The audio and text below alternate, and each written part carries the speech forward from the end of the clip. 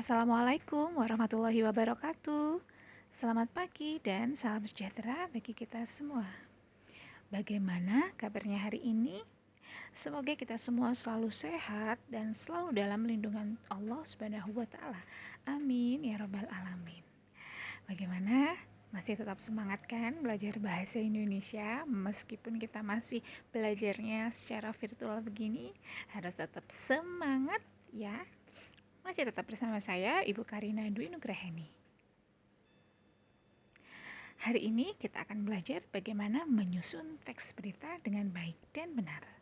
Nah, di pertemuan sebelumnya kita telah membahas apa itu teks berita, bagaimana cara menyimpulkan teks berita, kemudian kita juga sudah belajar struktur dan ciri kebahasaan teks berita itu yang seperti apa.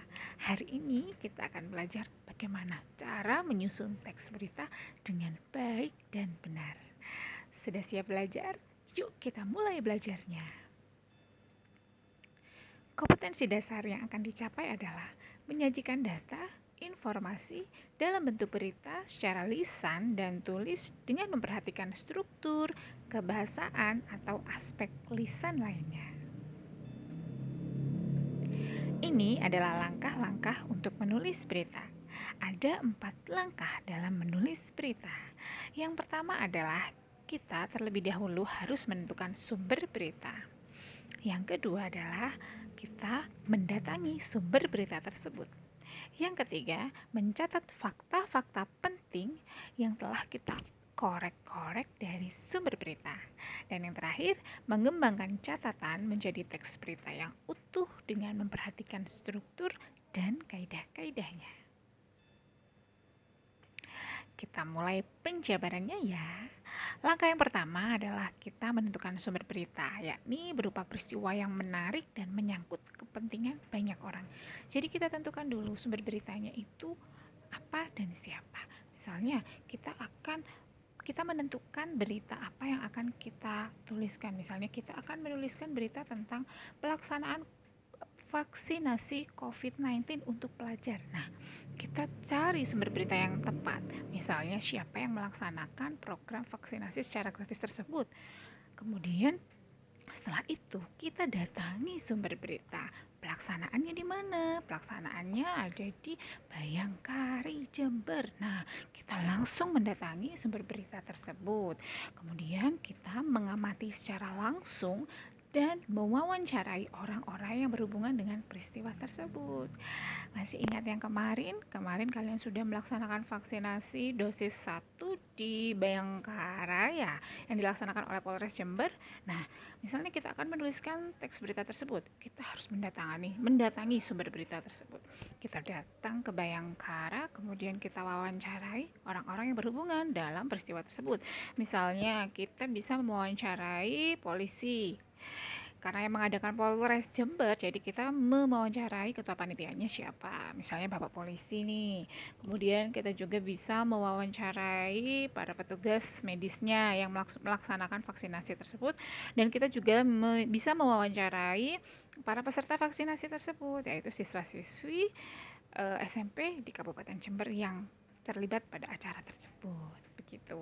Kemudian, di langkah yang ketiga, setelah kita mendatangi sumber berita, kita mengamati dan mewawancarai orang-orang yang berhubungan dalam peristiwa tersebut, kita mencatat fakta-fakta dengan kerangka pola adik simba. Jadi kita catat fakta-faktanya. Jangan sampai terlepas dari unsur berita, yaitu adik simbah. Apa, di mana, kapan, siapa, mengapa, dan bagaimana.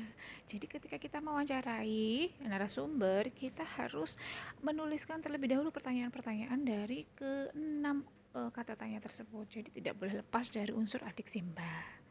Kemudian setelah dicatat fakta-faktanya, kita kembangkan catatan itu menjadi sebuah teks berita yang utuh, lalu disajikan mulai dari bagian yang paling penting hingga bagian yang paling kurang penting. Ingat, pola penyajian teks berita itu menggunakan sistem piramida terbalik, dimulai dari yang bagian yang paling penting, kemudian dilanjutkan yang bagian yang tidak terlalu penting, dan diakhiri dengan bagian yang tidak penting.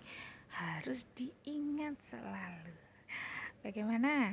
Bisa kan? Bagaimana caranya menyajikan teks berita dengan baik dan benar? Pasti bisa.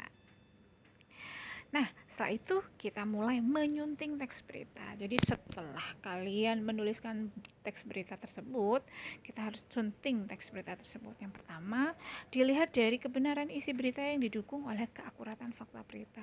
Jadi berita tersebut sudah sesuai dengan fakta atau tidak, sudah sesuai dengan kenyataan atau tidak, begitu. Kemudian kita lihat dari segi kelengkapannya. Harus lengkap unsur berita, yaitu unsur adik simba atau unsur 5W+1H itu harus ada semuanya. Tidak boleh hanya ada unsur apa saja, tidak boleh hanya ada unsur kapan saja. Jadi harus keenam unsur tersebut wajib muncul di sini. Setelah itu kita sunting dari struktur penyusunan teks berita, dimulai dari bagian yang paling penting ke bagian yang kurang penting. Ingat, struktur teks berita itu disusun atas kepala berita, tubuh berita, dan ekor berita. Jadi harus semuanya mencakup. Kemudian yang terakhir, penggunaan kalimat efektif, kata baku, dan ketepatan ejaan serta tanda baca. Nah, ini berkaitan dengan ciri kebahasaan teks berita. Nah, itu 4 hal yang harus diperhatikan dalam menyunting teks berita.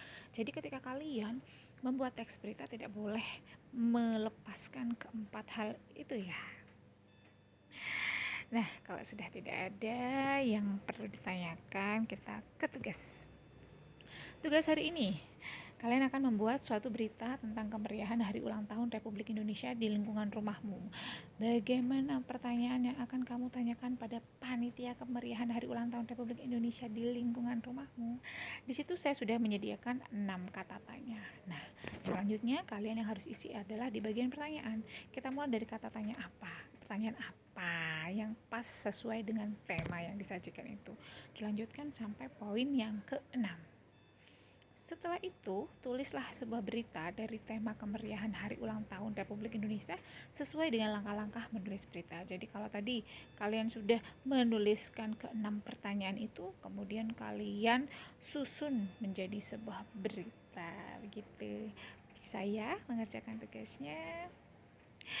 Baiklah, tugas ini saya tunggu sampai pertemuan pekan depan. Jadi cukup panjang jedanya, rentang waktu yang saya berikan untuk pengerjaan tugas ini.